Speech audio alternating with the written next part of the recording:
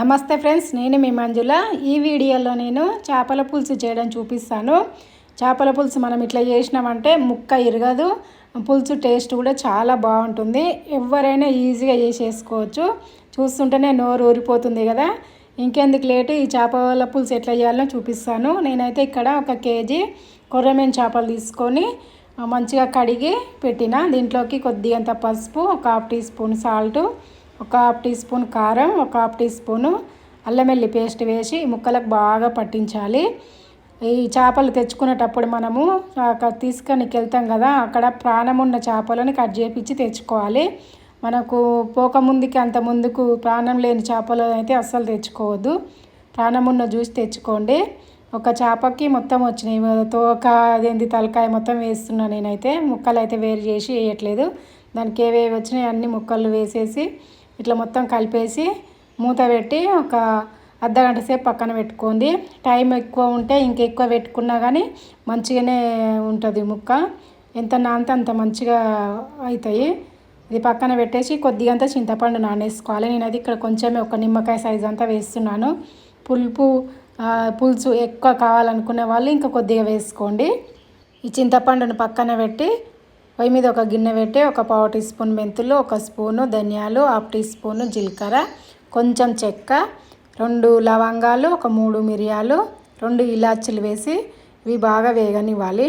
వేగిన తర్వాత దీంట్లోకి 1 స్పూను నువ్వులు కూడా వేసుకోవాలి. నువ్వులు వేయడం వల్ల ఈ పులుసు టేస్ట్ ఇంకా బాగుంటుంది. నువ్వులు వేసి ఈ మొత్తం ఒకసారి వేంపి ఈ పూర్తిగా చల్లారినాక పొడి వేసి పక్కన పెట్టుకోవాలి. పొయ్యి మీద ఇంకో గిన్నె ఎలుపుగా ఉన్న జ్యూస్ పెట్టుకోండి. పెట్టిన తర్వాత ఒక 2 స్పూన్ల ఆయిల్ వేసి ఒక 2 ఉల్లిగడ్డలని కట్ చేసి ఇందులో వేసుకోవాలి. నేనైతే ఒక పెద్ద సైజువే 2 ఉల్లిగడ్డలు కట్ చేసి పెట్టిన. ఇందులో వేసేసి ఉల్లిగడ్డని బాగా వేయించుకోవాలి.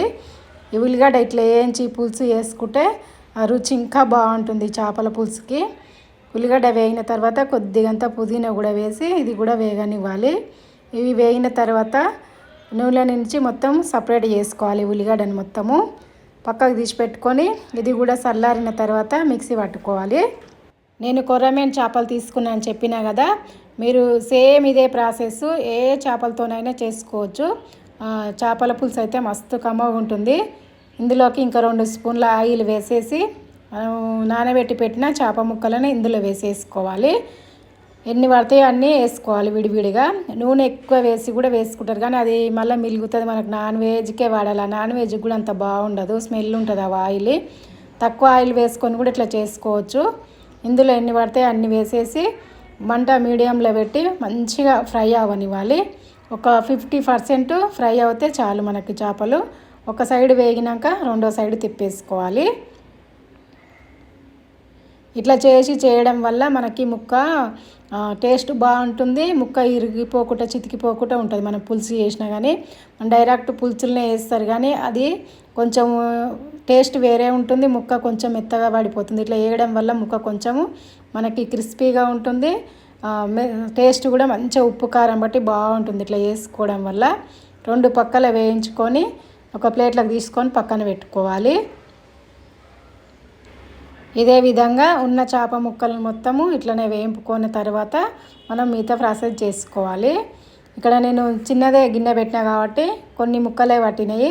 మీకు ఎక్కువ ముక్కలు ఉండి చాలా కూర ఉందనుకో కొంచెం పెద్దదైనా పెట్టి వేయింపుకోవచ్చు. నూనె ఎక్కువ వేసి కూడా వేయించుకుంటారు కానీ అట్లా కన్నా ఇట్లా చేసి చూడండి, చాలా బాగుంటుంది. అదే నూనెలో మళ్ళీ మిగతా పీసెస్ కూడా వేసేసుకోవాలి. ఎన్ని ఉన్నాయో అన్నీ పట్టినాయి. నాకైతే 2 వాయిలు వచ్చేసింది కేజీకి. ఫస్ట్ ఒక వాయి, సెకండ్ వాయి ఇట్లనే మొత్తం వేయించిన నేను. చూడండి, ఇవి పక్కన పెట్టేసి ఇప్పుడు ఆయిల్ ఉంది కదా, ఇందులో చేద్దామంటే కొంచెం చిన్నగా అనిపించింది గిన్నె. నేను ఇంకో పెద్ద దాంట్లో పోస్తున్నాను అదే ఆయిల్ని. ఇక నాకు ఈడికే సరిపోయింది కరెక్ట్గా. ఆయిల్ ఎక్కువ మిగులలేదు. మనం ఎక్కువ పోసినామంటే మిగులుతుంది. ఉల్లిగడ్డ వేయించి పెట్టినాం కదా, అది మిక్సీ పట్టేసేయాలి. మిక్సీ పట్టి ఇది నూనెలో వేసేసుకోవాలి. చేపల వేపుడు, చేపల పులుసు అందరు చేస్తారు కానీ ఒకసారి నేను చూపించినట్టు మీరు కూడా ట్రై చేయండి, చాలా బాగుంటుంది. 1/2 టీ స్పూను అల్లం వెల్లి పేస్ట్ కూడా వేసి అది పచ్చివాసన పోయేంత వరకు ఫ్రై చేసుకోవాలి. ఇప్పుడు దీంట్లోకి మనకు రుచి సరిపడంత ఉప్పు కారం వేసుకోవాలి. 1 స్పూను సగం కారం, కొంచెం పసుపు, 1 స్పూను సాల్ట్ పడుతుంది. సాల్ట్ తక్కువే వేసుకోవాలి, మనం ఫస్ట్ కడిగేటప్పుడు వేస్తాము, ఆల్రెడీ కలిపి పెట్టినాం కాబట్టి. కరివేపాకు, ఒక 3 పచ్చిమిర్చిని కూడా 2 ముక్కలు చేసి వేసేసుకోవాలి. మనం ఫస్ట్ నానబెట్టి పెట్టిన చింతపండుని రసం తీసేసి ఇందులో వేసేసుకోవాలి. మొత్తం ఒకసారి కలిపేసి దీంట్లోకి వాటర్ వేసుకోవాలి. మనకి పులుసుకు సరిపోయేంత వాటర్ వేసుకోవాలి. నేను ఇక్కడ 1 గ్లాస్ వాటర్ వరకు వేస్తున్నాను. కరెక్ట్గా సరిపోయింది. ఫస్ట్ వేయించి మిక్సీ పట్టి పెట్టినాం కదా, ఆ పొడిని ఇందులో కరెక్ట్గా సరిపోతుంది. నేను వేయించిన మసాలాలు మొత్తం వేస్తున్నాను. మొత్తం వేసి మూత పెట్టి ఒక 2 నిమిషాలు ఈ పులుసుని బాగా మరిగించాలి. మరిగిన పులుసులో ఇప్పుడు మనం వేయించి పెట్టుకున్న చేప ముక్కలని మాత్రం ఇందులో వేసేయాలి. ఒకదానిపైన ఒకటి కాకుండా పక్కన ఇట్లా వేసుకోవాలి. మనకు చేపలు ఎక్కువ ఉన్నాయనుకో ఎల్పు గిన్నెనే పెట్టుకోవాలి. అప్పుడే మనకు ముక్కలు విరగకుండా మంచిగా ఉడుకుతాయి. నేను తీసుకున్న చేపలకి గిన్నెలు అయితే కరెక్ట్గా సరిపోయింది. మూత పెట్టి మంట పెద్దగా పెట్టి 2 నిమిషాలు ఉడకనివ్వాలి. 2 నిమిషాల తర్వాత చూడండి, ఇప్పుడు ఇట్లా ఉంది కదా, మనం చెంచా పెట్టకుండా ఆ పక్క ఈ పక్క పట్టుకొని ఇట్లా ఊపాలి. అవి కదులుతాయి. ఉల్టా తిప్పేయాలనుకుంటేనేమో మెల్లగా తిప్పేసుకోవాలి. పెద్ద చెంచాలు పెట్టి తిప్పకుండా మాత్రం ఇట్లా చిన్నగా తిప్పేసుకోవాలి, ఇరగకుండా ఉంటుంది. ఆల్రెడీ మనము నూనెలో వేపుకున్నాం కదా ఫస్ట్, అట్లా వేపడం వల్ల ముక్క చితికిపోకుండా మంచిగా ఉంటుంది. ఏ ముక్క ముక్కనే కానీ ఒక్కదానిపైన ఒకటి కాకుండా సపరేట్గా ఉండేటట్టు చూసుకోవాలి ముక్కలు. అప్పుడే మనకి ముక్క మంచిగా ఉడికి టేస్ట్ చాలా బాగుంటుంది. మసాలా మొత్తం పీల్చుకుంటుంది ఇట్లా ఉడికియడం వల్ల. మూత పెట్టి మళ్ళీ ఒక 2 నిమిషాలు ఉడకనివ్వాలి. 2 నిమిషాల తర్వాత ఉడికిపోయింది కూర మొత్తము. లాస్ట్లో కొత్తిమీర వేసుకుంటే చేపల పులుసు అయితే రెడీ అవుతుంది. ఇది మనం వేడిగానే కాకుండా పూర్తిగా చల్లారినాక తింటే ఇంకా బాగుంటుంది. వేడి కన్నా చల్లారినాక తినండి. తినేటప్పుడు కూడా అది చెంచాలు పెట్టి తిప్పకుండా ఈ గిన్నెని ఇట్లా ఊపినట్టు ఊపాలన్నమాట.